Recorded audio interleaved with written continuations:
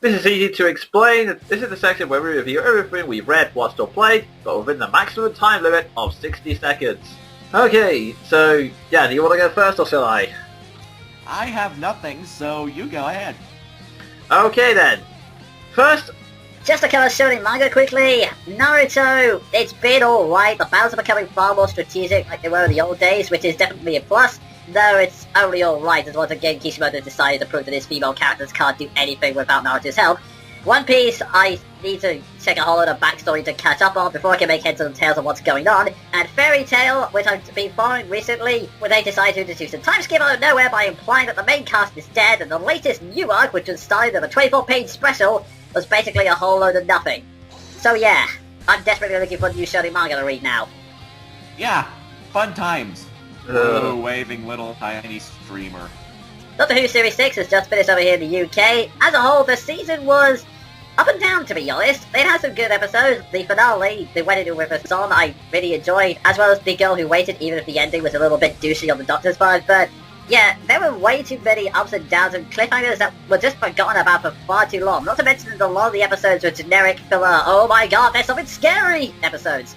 So, yeah, it was a good series. I definitely preferred it with the Russell T Davies stuff, but I can't say it was a great series overall.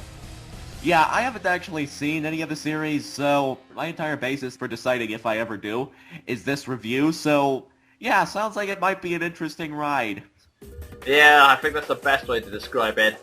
And finally, I'll now move on to a kung fu movie, Fist of Legend, a remake of the film Fist of Fury, which I think I may have reviewed on Monkey Broadcast a while back. It was okay, it definitely had some high moments and some really good action scenes, although in my opinion the final fight lasted way too long, and it also doesn't help that this movie completely misses the point of the first one, focusing more on the Chinese and Japanese conflict and how they should be really working together in harmony. And forgetting about the bit in Fist of Fury where the character goes on a self-destructive path of revenge and then violence and vengeance can only take the character so far, which was possibly the most interesting factor of that movie. But yeah, either way, it's still a pretty good film and I recommend you check it out, although I still prefer the original over the remake. In fairness, that does kind of seem to be the case with most remakes. Yeah, to be honest, it does. And yeah, that concludes the quickfire review section. So, we'll now move on to the final section. And in fact, it's a brand new section. Contest!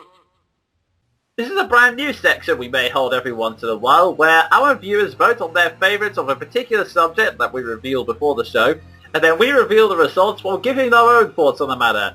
And since it's October, the month of Halloween, at least towards the end, tonight's contest will be a Monster Brawl!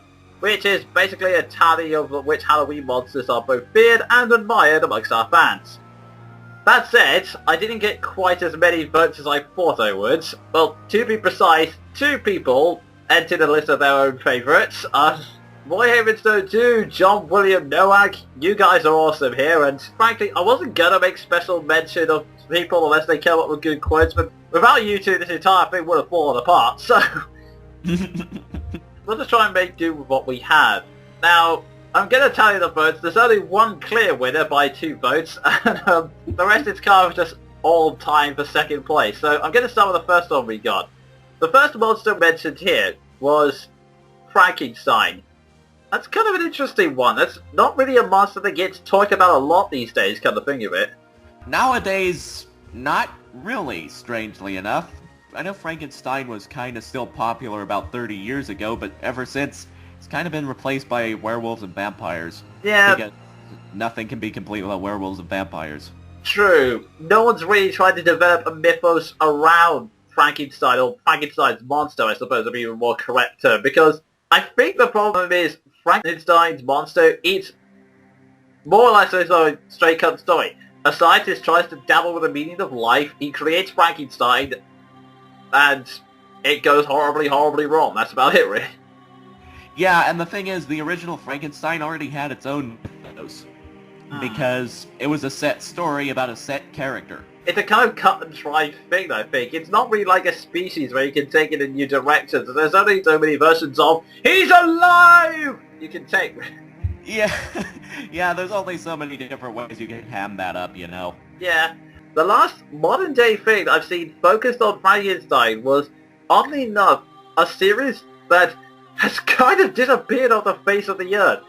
Because for those of you who don't know, I'm a big fan of Nobuhiro Watsuki, a manga writer who was the creator of Rurouni Kenshin and Buso Renkin, which are two of my favourite manga of all time. His latest series, the one he's been working on as of now, was called Embalming, Another Tale of Frankenstein. It had 2 one-shots, and it started as a series, and it was basically its own mythos about how a Frankenstein was basically a reanimated human, and it actually kind of looked interesting. It was certainly one of the most darkest series he's ever done. What with the reanimated humans made of dead body parts and all. Yeah, kind of obvious reasons. Yeah, but it's kind of a very weird thing. That series has disappeared off the face of the earth. I mean, I've looked around the information sites. None of them have said it's cancelled. It's apparently still ongoing. But I have never found a translated copy of it ever. It hasn't been picked up yet. I'm desperately looking through Manga Stream, Manga Reader, and I have yet to find a single damn website that's actually provided English scanlations of it. I mean, they're scanlating Bleach, they're scanlating Naruto, they're translating freaking ecchis. They're not translating this. From what I've seen, it didn't look that bad. I mean, it's made by the guy who made Rurouni Kenshin, cult classic in its own right. You'd think someone would have been wanting to work on a series like that. Yeah, you would think someone would take an interest because, you know, prolific. Yeah. Oh, jeez. But, yeah. I guess the concept of Frankenstein is pretty good, but there's not much you can do with it, so I guess that's why it hasn't been seen as much. Yeah. Shame, really. Okay, the next one we have here is The Mummy. Interesting that, because I've never really thought much of mummies in terms of traditional Halloween monsters, because to me, whenever I think mummy, I don't think monster. I just think dead guy wrapped in linen and stuck in a pyramid. Yeah, that's pretty much the thing. I mean, mummies are really only scary if you add the undead element to them, and really they come across more like zombies, really, I guess. Yeah, usually they come across as zombies wrapped in cloth. Unless it's The Mummy, that old movie from about, what was it, 1999? Yeah, it was a pretty good movie. Yeah. That villain was f***ing terrifying. Yeah, I can't really remember much about it, honestly. I think I've seen bits and pieces of it. I remember that he tried to absorb the life force of another person to get his energy back. Yeah, he was absorbing the life force of everyone who brought him back to life. And then he was to resurrect his long-dead love by sacrificing the main female lead. Yeah, I remember that much. Yeah, and basically the whole basis around the story is the fact that they have to stop him, but he's immortal. And that's kind of what makes him a bit on the terrifying side, is from the fact that he sucks people's lives out. I think that's the thing. I don't think mummies in themselves are scary. It's more when you kind of add more personality to them. But then again, I guess that qualifies them more as undead, because they're either ghosts or zombies, and that's it.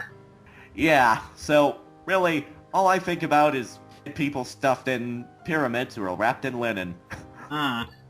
Okay, the next one on the list is, speaking of movies, Freddy Krueger. Huh, we got specifics, even though I've never watched Nightmare on Elm Street. Is this a bad time to say I ever watched it either? I can see where the terror comes from, because I know the basics around him. I mean, serial killer who haunts dreams and kills people in alternate dimensions, that's kind of scary, but I'm not sure if we can really go into details because we're not really big on those movies. Actually, on the one plus side, Roy Davidson too was actually kind enough to put his reasons for why he voted for them, which actually helps us in one way. I'm just going to quote him now.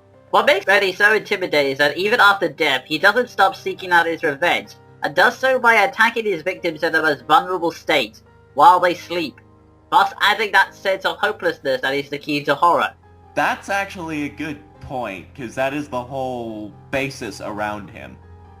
From what I heard, the kills are really creative in that series, but I've yet to see the whole thing, actually. Oh yeah, you probably wouldn't like it, it's gore central. Oh yeah, I forgot about that. In fact, Boy Stone mentions this, and I also remember seeing it, but he's now in Mortal Kombat as well. Yep, he is. And somehow it works flawlessly. There's one kill in the original that I think even you would probably enjoy because it's just so ridiculous. Freddy pulls this kid into the center of his bed He disappears for a moment, there's silence, and then suddenly this geyser of about 50 gallons of blood explodes from the bed. Oh, wow.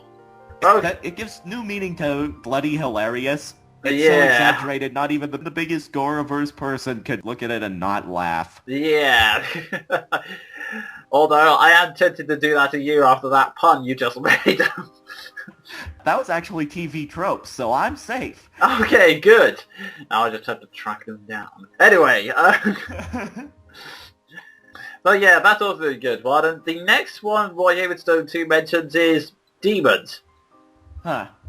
To me, this kind of depends on the definition of demons, since, kind of like with vampires, their image has been adapted so many times that it's moved way beyond the religious part.